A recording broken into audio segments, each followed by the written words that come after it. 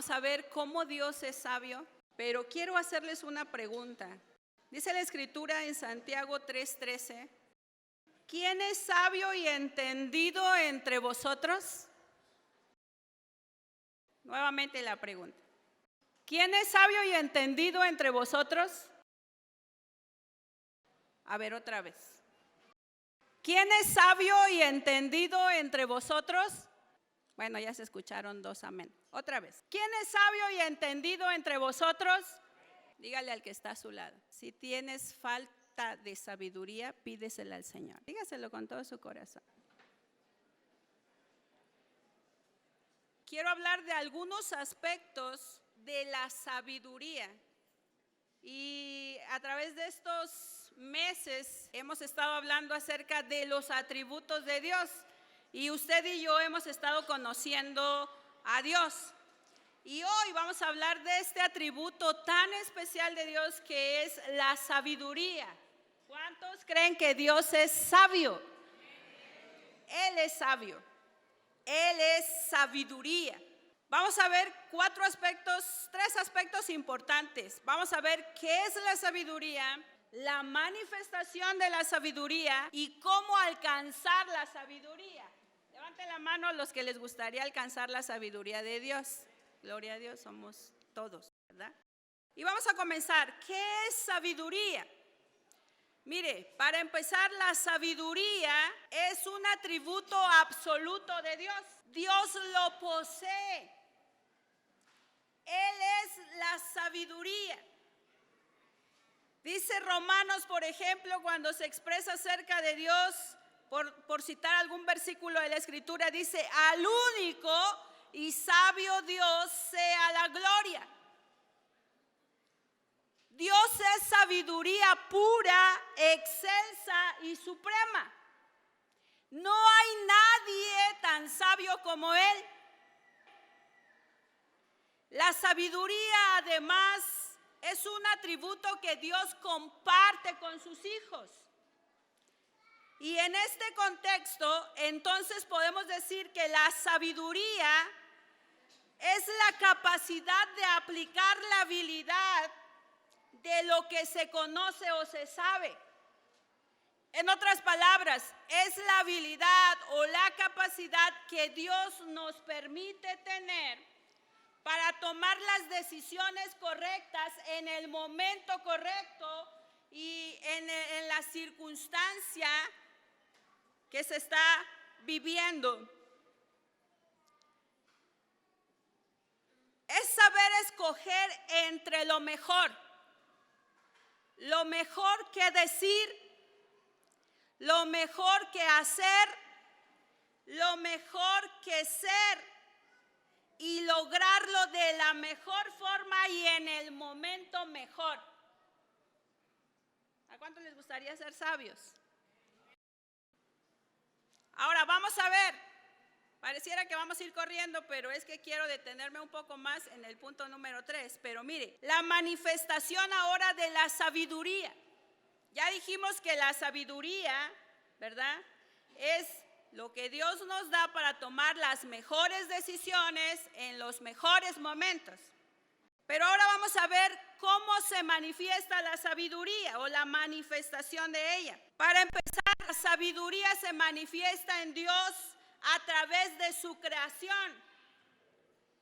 Dios es tan sabio que sino nuestra mente finita no puede entender su sabiduría. Pero sí podemos darnos una idea de cuán grande es la sabiduría de Dios al mirar su creación, como lo dice Romanos capítulo 1.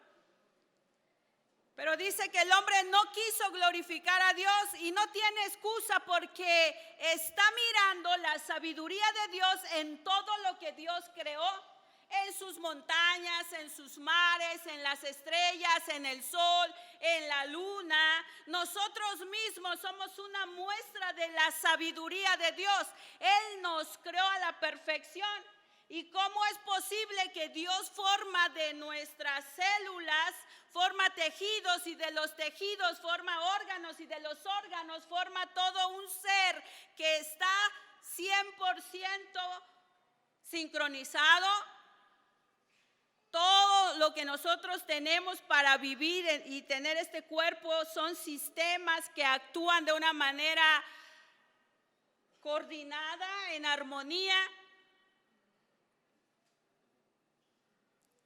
Todo el universo tiene una precisión exacta. Algunos científicos nos quieren atemorizar, ¿verdad?, de que va a chocar el meteorito con la Tierra o que van a suceder algunas catástrofes porque hay algo en el universo que no funciona bien, pero no. La Escritura nos dice claramente, en su casa usted puede leer Colosenses del 1, del 15 al 17, donde dice la Escritura, porque en Él fueron creadas todas las cosas, las que hay en los cielos y las que hay en la tierra, visibles e invisibles, sean tronos, sean dominios, sean principados, sean potestades. Todo fue creado por medio de Él y para Él. Y Él es antes de todas las cosas y todas las cosas en Él subsisten. En otras palabras, todo el universo está sostenido por el poder de Jesucristo. Y no hay nada en el universo que se salga de su control. Él tiene cuidado de todo lo que hay. Cuando dice todas las cosas en Él subsisten, está diciendo, Él todo lo sostiene. Él a todo le da vida, a todo lo hace funcionar con precisión, exactitud y sabiduría. ¿Algún día usted ha visto que el sol no nace? ¿O que mantenemos 24 horas oscuridad? ¿Verdad que no? Porque la luna, el sol, las estrellas funcionan exactamente y a la perfección para lo que fueron creados y para lo que fueron diseñados. El único que se revela ante la sabiduría de Dios somos nosotros los seres humanos. Porque Dios nos creó con propósito y a veces no queremos entrar dentro del propósito de Dios. Dígale al que está a su lado, ¿no te da pena?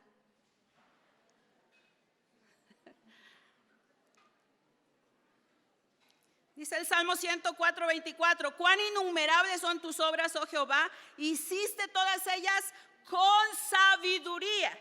La tierra está llena de tus beneficios. ¿Puede dar gloria a Dios? La tierra está llena de tus beneficios.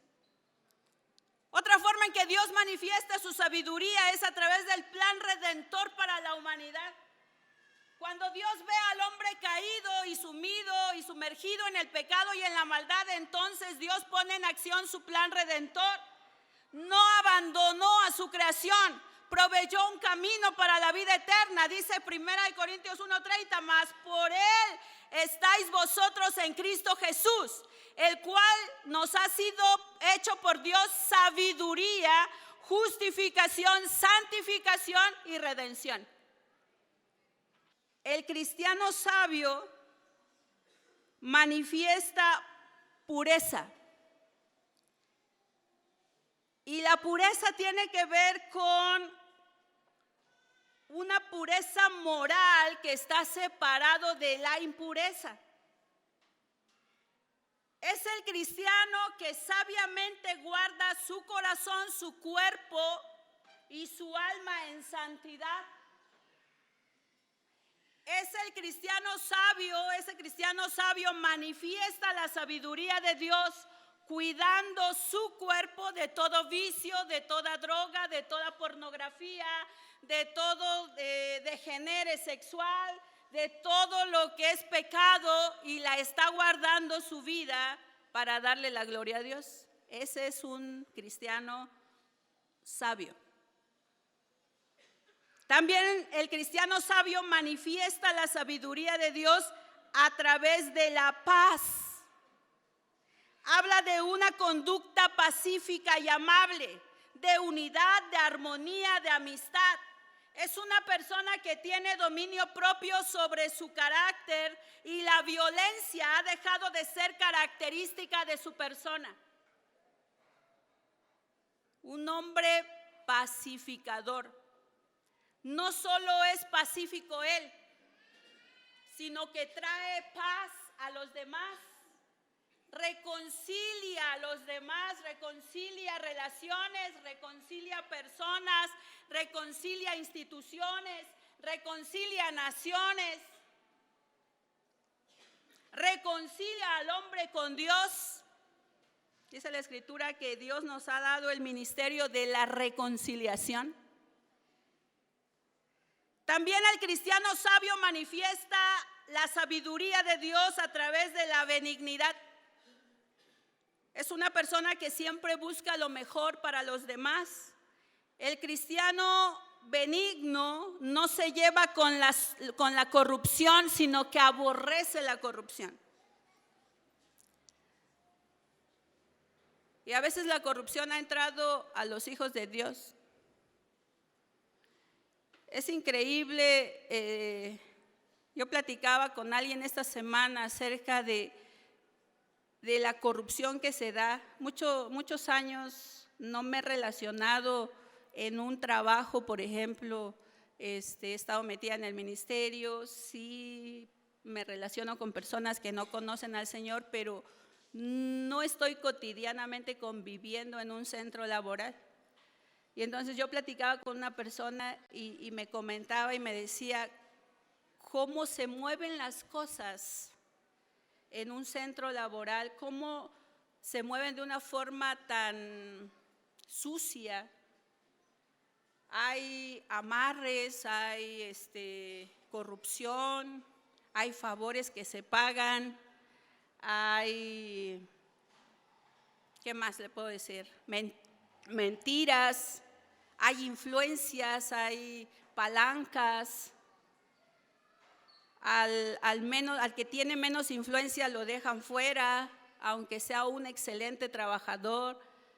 Y entonces, analizando en la vida de la iglesia y a través, no nada más de esta época, sino a través de la historia de la iglesia, también dentro de la iglesia, el enemigo se ha encargado de poner ese mismo espíritu en los que a través de las épocas han sido líderes de la iglesia.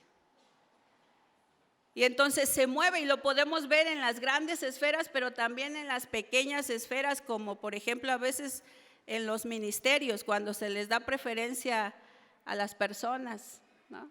Ahí en esa parte tan pequeña donde servimos, debemos guardarnos de la corrupción, debemos guardarnos de ser malignos, debemos ser benignos. También la sabiduría de Dios se manifiesta a través de la misericordia, que son actos de amor y compasión a otros. No, la persona que es misericordiosa no es apática a la necesidad de otros, comparte con los que padecen necesidad y sabe que todo lo que tiene y todo lo que Dios le ha dado es para compartir con el necesitado y para engrandecer el reino de Dios. Sabe que nada le pertenece, sabe que el dueño de todas las cosas es Dios. Por eso no le duele dar para la obra. Por eso no cuestiona por qué el diezmo, por qué la ofrenda. Por eso no está mirando qué da el otro, sino que él, de lo recibido de la mano de Dios, da para que el reino de los cielos sea engrandecido. Y siempre está pendiente de ayudar a otros. También la sabiduría de Dios se manifiesta en la sinceridad o en la autenticidad. Son discípulos de Cristo legítimos que han nacido de nuevo de verdad, que en lugar de fingir expresan la verdad en sabia mansedumbre, y es el mismo en la iglesia, en su casa, en su centro laboral, en su escuela, donde quiera que va, sin máscaras y sin hipocresías. No tiene 2 personalidades ni 3 personalidades. Es auténtico. Así como ves que soy aquí, dice esta persona que manifiesta así la sabiduría, así soy en la casa, así soy en la escuela. Y sé que soy imperfecto y estoy dejando que el Espíritu Santo trabaje conmigo y reconoce sus errores porque manifiesta la sabiduría de Dios con autenticidad. Otra cosa, manifiesta la sabiduría de Dios a través de los frutos de justicia. Quiere decir que vive como se debe vivir según la Escritura, que es su norma de fe y conducta. Y entonces también quiere decir que habla como debe hablar, que viste como debe vestir, que va donde debe ir, que cumple con sus responsabilidades donde debe cumplir sus responsabilidades. Y entonces la gente, aún los que no conocen a Dios, lo reconocen como un varón o como una mujer de Dios. Quiero mencionarles algunos ejemplos de personas que manifestaron sabiduría en su vida. Por ejemplo, ustedes conocen la historia de Abigail y de Nabal con David. Abigail era una esposa sabia, porque en una ocasión cuando David envió a 10 de sus jóvenes a pedirle a Nabal en un tiempo de fiesta, cuando él podía darles de comer a ellos que estaban mucho tiempo en el desierto, Nabal les negó rotundamente la comida, los insultó, los regresó, aunque David se presentó a través de estos 10 jóvenes en paz y prácticamente llegó muy cortés, ¿verdad? Llegaron muy corteses diciendo y saludando, Dios te bendiga, mira, nuestro jefe David nos ha enviado, y con muy buenos modales a pedirle ayuda. Nabal se encendió en ira y su soberbia no le permitió ayudar a David. Y entonces volvieron, le dieron la noticia a David. Y David de primera instancia podemos decir que usó la violencia, ¿verdad? Porque dijo, vamos, y inmediatamente tomaron sus espadas, tanto sus hombres, tenía 600 hombres, agarró 400 y dijo 200 cuidan el campamento, 400 nos vamos porque mañana a esta hora ninguno de esos hombres de Nabal va a estar vivo, todos se van a morir. Y entonces Abigail fue muy sabia, que también me impacta a sus siervos. Si ustedes leen la historia en la Escritura, si quieren anotar la cita, está en primer libro de Samuel, capítulo 25. Y entonces su siervo fue muy sabio también. A mí me impactó la vida del siervo, porque el siervo va con Abigail, que es su ama, y entonces le cuenta y dice, fíjate que así y así sucedió, Nabal, ya sabes, no se puede hablar con él. Tenía en ese concepto a su jefe, a su amo. Pero te lo digo a ti prácticamente para que tú tomes una decisión, porque si no, yo estoy seguro que todos vamos a morir. Y entonces a mí me impacta esta historia porque Abigail fue una mujer sabia. No mandó por ahí a su siervo y le dijo, ay, ¿por qué vienes tú a decirme a mí si yo soy la que debe saber cómo se hacen las cosas? Tú no eres nadie para venirme a opinar qué es lo que debo hacer. No. Tomó la palabra, tomó el consejo, inmediatamente se puso las pilas, agarró, salió con comida y fue a ver a David. Se postró delante de él y le dio argumentos para calmar la ira de David.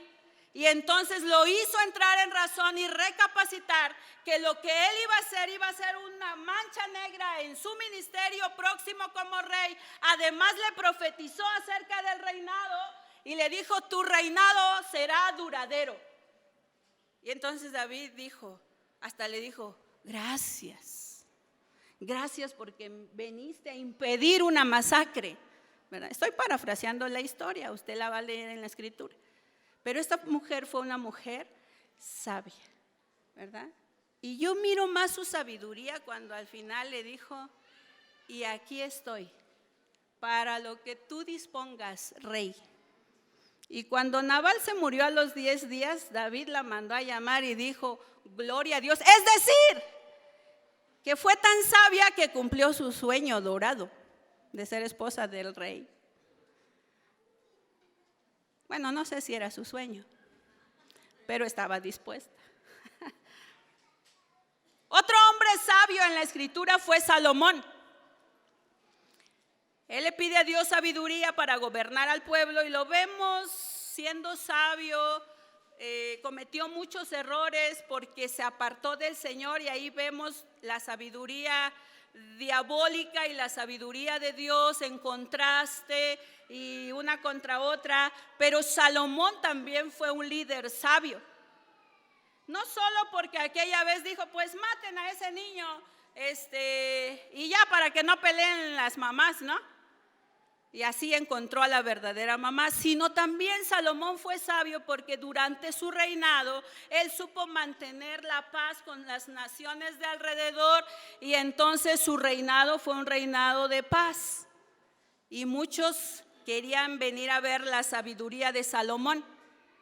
Otro hombre sabio fue Esteban. Esteban organizó la distribución de la comida a las viudas griegas, predicó el evangelio a los judíos, lo podemos ver en el libro de los Hechos, y a Salomón lo podemos ver en primer libro de Reyes 4:29. Entonces, la sabiduría de estos hombres viene de parte de Dios, porque dice la Escritura en Santiago 1:5, si alguno de vosotros tiene falta de sabiduría, pídala a Dios. Dice Proverbios 2:6, porque Jehová da la sabiduría y de su boca viene el conocimiento y la inteligencia. Amén. Dígale al que está a su lado, porque ya se está durmiendo, dígale, esta misma sabiduría está a nuestro alcance. Está a nuestro alcance, ¿sí? Ahora vamos a ver cómo alcanzar la sabiduría. Ya me dio calor, hermano. ¿Cómo alcanzar la sabiduría? Acompáñenme en su Biblia porque es muy importante que veamos Salmo 111, versículo 10. Salmo 111, versículo 10.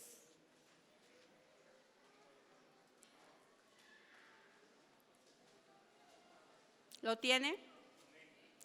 Leamos juntos.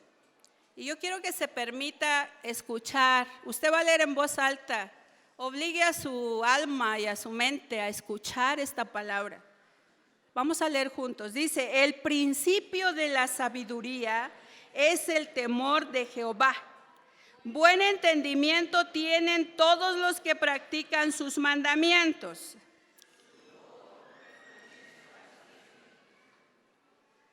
Amén. Vamos a otro versículo. Proverbios 1:7.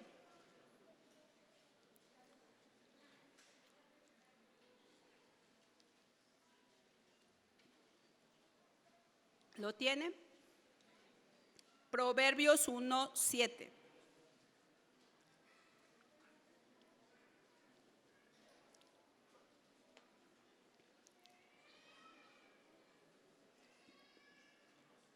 Vamos a leer juntos.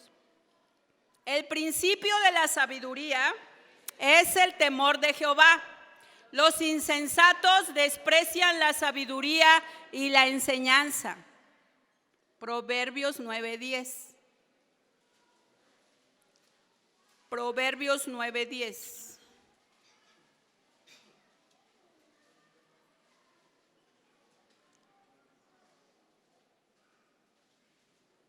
Vamos a leer juntos. El temor de Jehová es el principio de la sabiduría y el conocimiento del Santísimo es la inteligencia. Número 1, ¿quiere tener sabiduría? ¿Por dónde debemos empezar? Por el temor a Dios. ¿Por qué el temor a Dios? Y usted podría decir, ¿pero qué es el temor a Dios? Es bien sencillo. Vamos a leerlo antes de que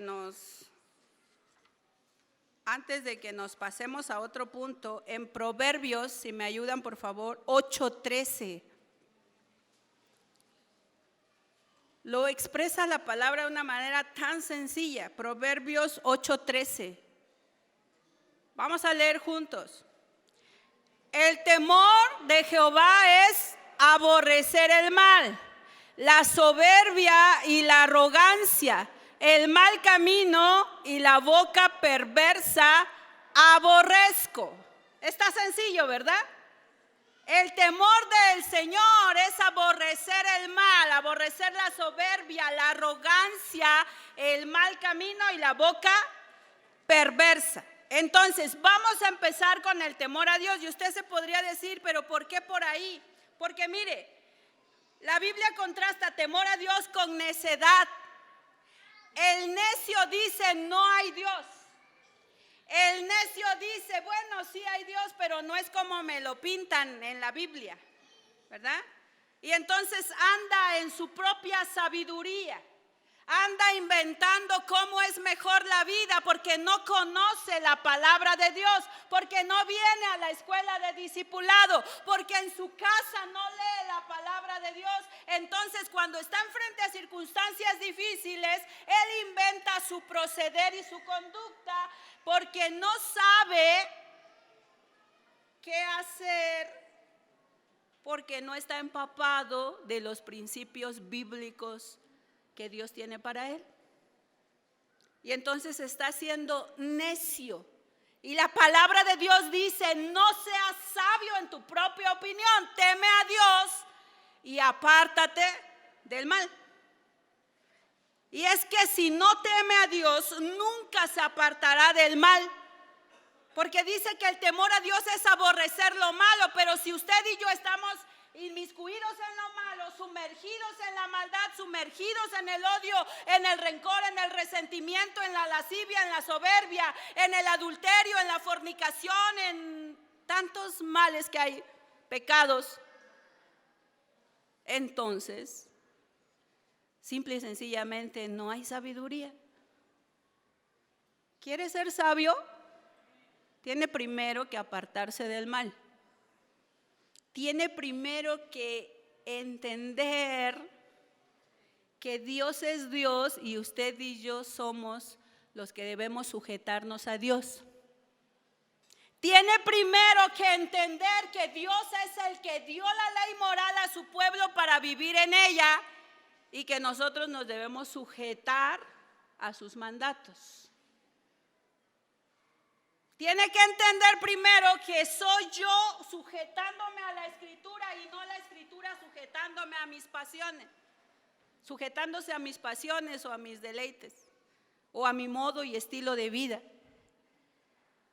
Porque ese es un problema hoy en día en la iglesia de Jesucristo, y no hablo de Nueva Vida, hablo de la iglesia en general. Cambian de religión, pero creen que la palabra se debe someter a su estilo de vida. Sí, la actividad empieza a las 10, pero yo llego a las 12. Sí, en el trabajo dicen que debo llegar a las 9, pero yo llego 9:30. Sí, dicen que no debo robar, pero no importa, es operación hormiga. Está siendo sabio en su propia opinión. Lo primero entonces es el temor a Dios. El temor a Dios no es lo mismo que tenerle miedo a un tirano o a un dictador. El temor a Dios es absoluta reverencia y admiración por un Dios todopoderoso y por el creador y dueño de todas las cosas. El temor a Dios tiene que ver con tener la debida reverencia y respeto por Él y hacer todo lo que se requiere de nosotros para servirlo y para cumplir el propósito que diseñó para cada uno. Es temer actuar en contra de su voluntad. Es temer deshonrarlo por nuestras acciones. Es temer que sea vituperado por los demás por mi comportamiento. ¿Es temer tergiversar su palabra o es temer tergiversarlo a Él y dar a conocer a la humanidad un Dios diferente al verdadero Dios? ¿Es temer tomar la vida a la ligera, la familia a la ligera, el trabajo a la ligera, el ministerio a la ligera, el matrimonio a la ligera? Es un odio por el pecado y una seriedad acerca de cuán pecaminosa puede ser o pecaminoso es el pecado y que destruye nuestra vida. Deuteronomio 10, 12 al 13 dice: ahora pues, nueva vida, ¿Qué pide Jehová tu Dios de ti? Ahora pues, Juan, Pedro, María, Esteban, ¿qué pide Jehová tu Dios de ti? Sino que temas a Jehová tu Dios, que andes en todos sus caminos y que lo ames y sirvas a Jehová tu Dios con todo tu corazón y con toda tu alma, que guardes los mandamientos de Jehová y sus estatutos que yo te prescribo hoy para que tengas prosperidad. ¿Qué pide Dios de ti? ¿Qué pide Dios de mí? Que temamos al Señor. Segundo, número 1 dijimos, temer a Dios. Si usted da este primer paso, la sabiduría está a su alcance. Pero si usted sigue en su necedad y aunque está escuchando este mensaje, está pensando cuántas cosas contrarias a lo que Dios le está diciendo en su palabra, ya perdió. No olvídese de la sabiduría, no va a llegar. Sí va a llegar una sabiduría, pero demoníaca, una sabiduría diabólica. Pero si usted dice hoy estoy dispuesto a aborrecer el mal, estoy dispuesto a apartarme del mal, entonces la sabiduría está más cerca de usted. Número 2, Santiago del 3 al 14 al 16 habla en contraste con lo que ya vimos. Hace un momento les enumeré cómo un hombre sabio, con sabiduría de Dios, manifiesta en su proceder esta sabiduría del Señor.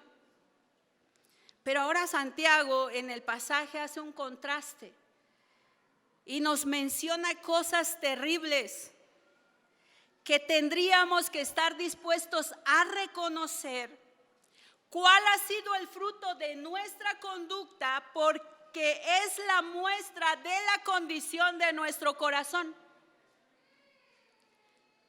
Santiago no está tratando de convencernos que cambiemos de conducta.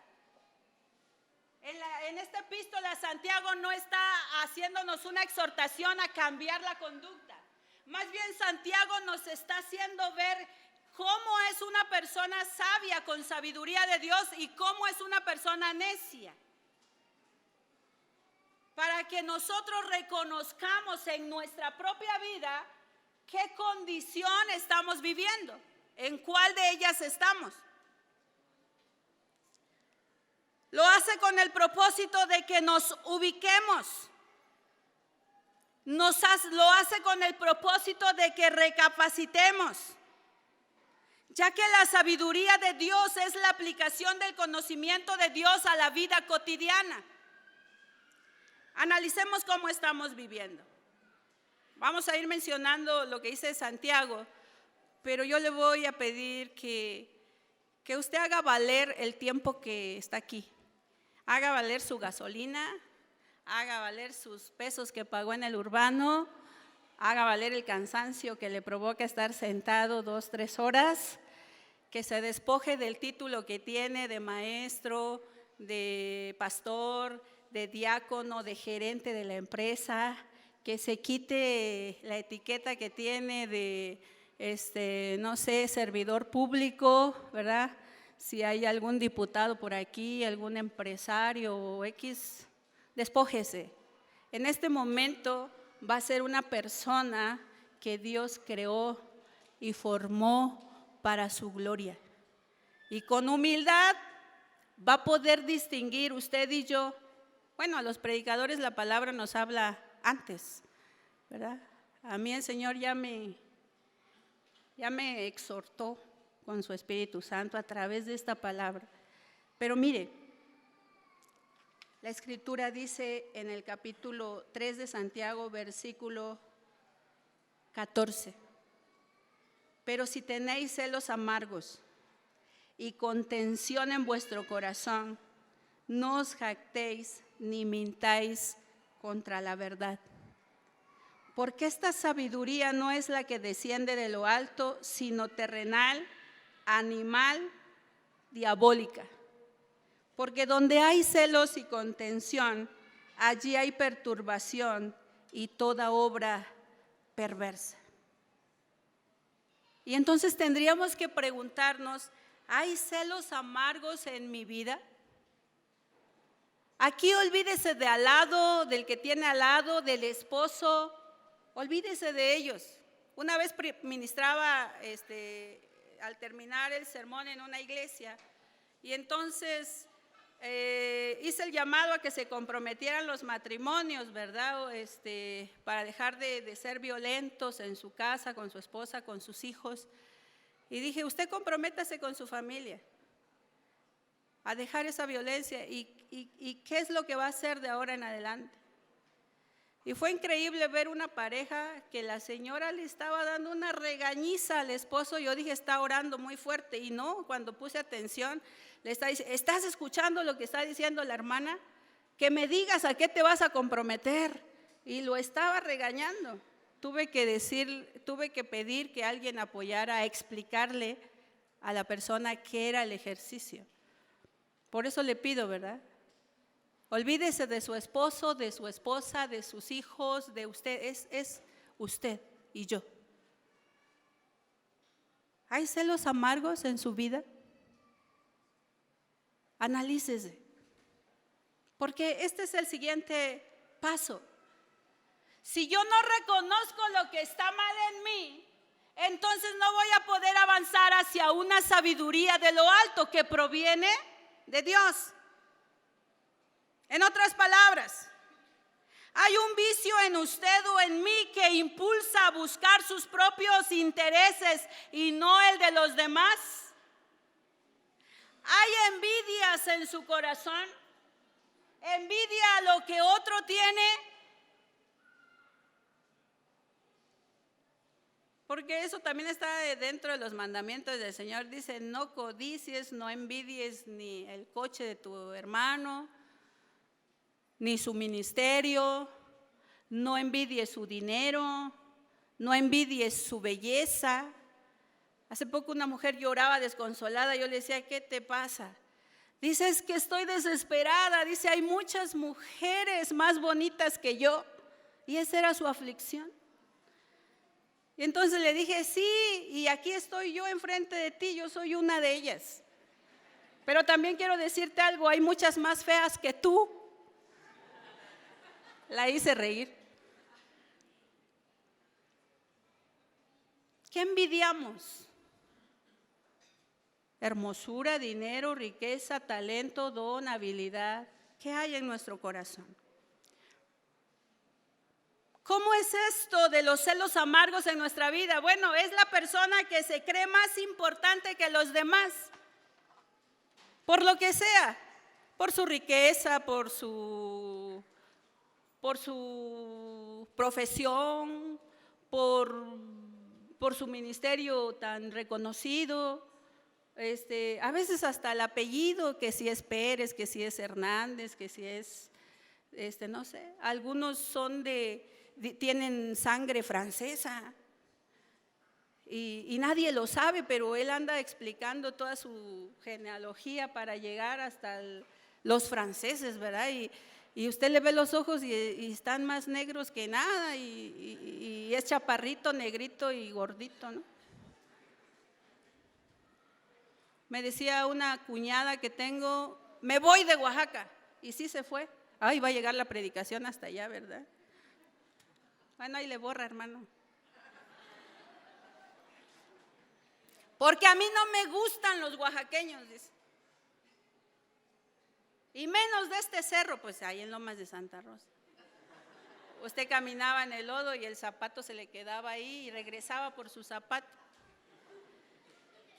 Y entonces me dio envidia cuando se fue a los Estados Unidos. Pero Dios ya me sanó de eso.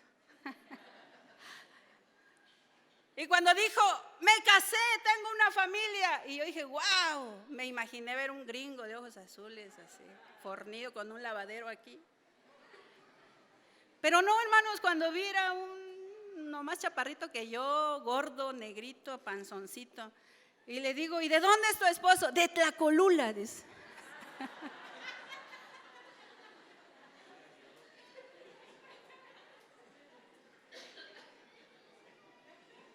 ¿Qué envidiamos, hermano? ¿De qué nos jactamos?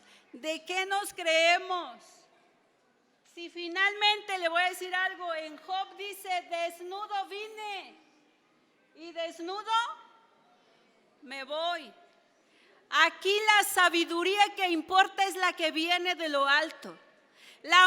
Aunque me falta estudio, aunque me falta quizá inteligencia en esta tierra y otros tienen más que yo, aunque no sé, yo esté contento con lo que Dios me ha dado y que ponga a trabajar los dones, los talentos y todo lo que Dios pone en mis manos para engrandecer su obra, que a otro le dio más que a mí, más belleza, más riqueza, más talento. Lo que pasa es que Dios es sabio. ¿Por qué no nos da a los que no tenemos? Porque sabe que no lo vamos a poder administrar o nos va a echar a perder y nos vamos a alejar quizá de su presencia. Amén. Expresiones de celos y envidias, resentimiento hacia otros, competencia en las relaciones, falta de contentamiento y insatisfacción en la vida.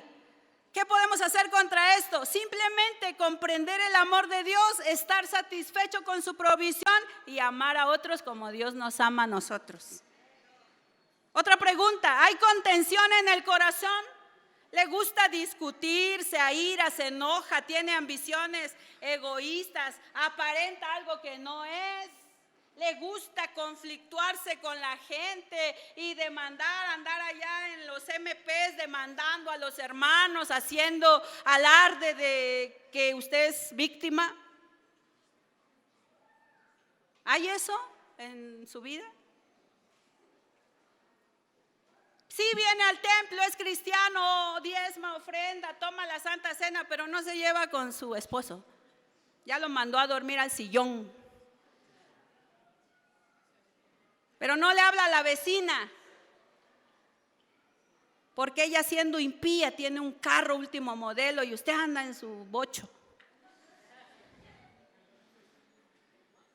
O está peleado con el suegro. O tiene una riña con sus tíos desde la etapa de su abuelo. Porque entre primos hubo riña por algo que pasaron los abuelos y hasta hoy viene arrastrando todo eso.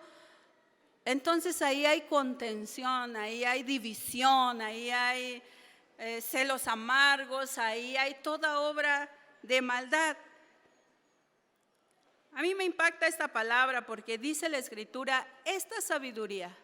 Es decir, si hay estas cosas en nuestra vida, dice, esta sabiduría no viene de lo alto, es terrenal, es animal, es diabólica. Terrenal quiere decir es de estas cosas de aquí de la tierra que no van a permanecer y no van a llegar a la eternidad.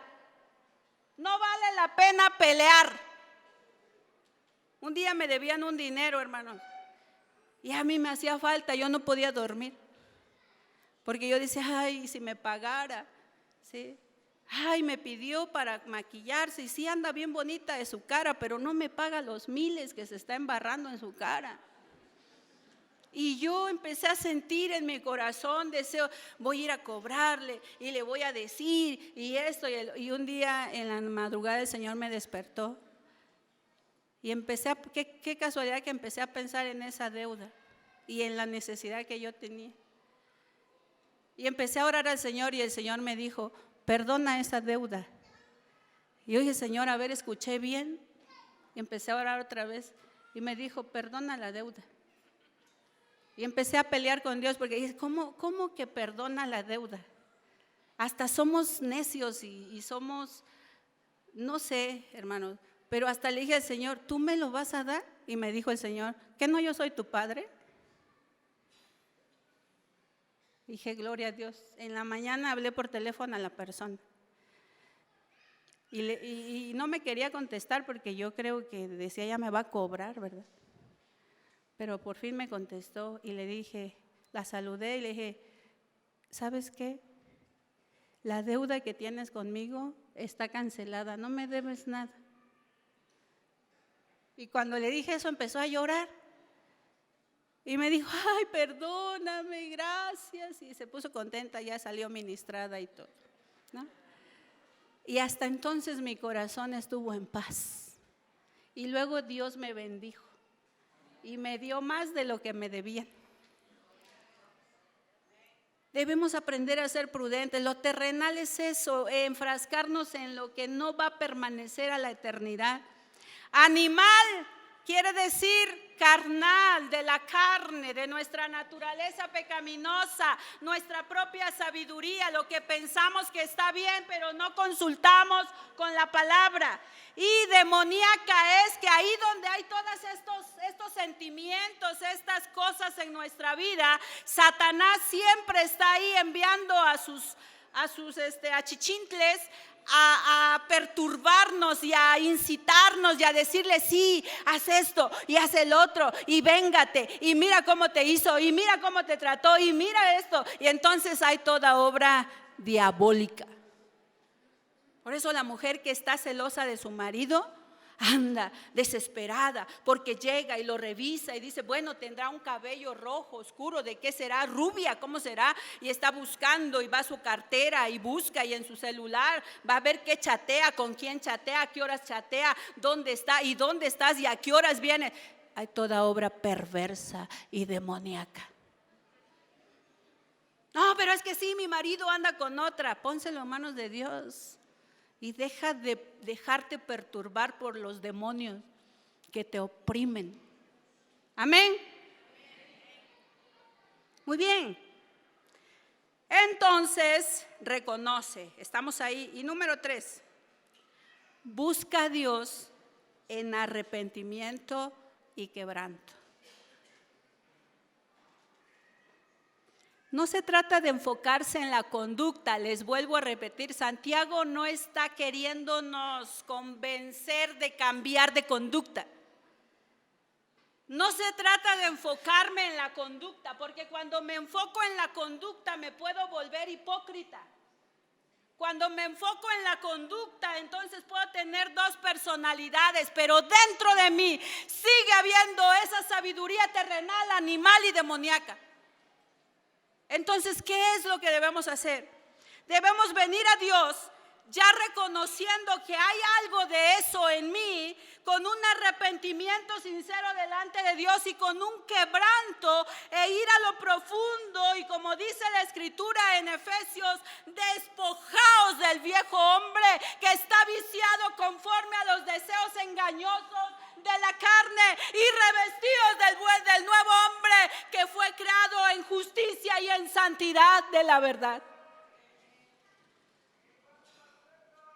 Y despojaos quiere decir: saca fuera, sácalo fuera, porque está dentro de cada uno de los que tienen este problema.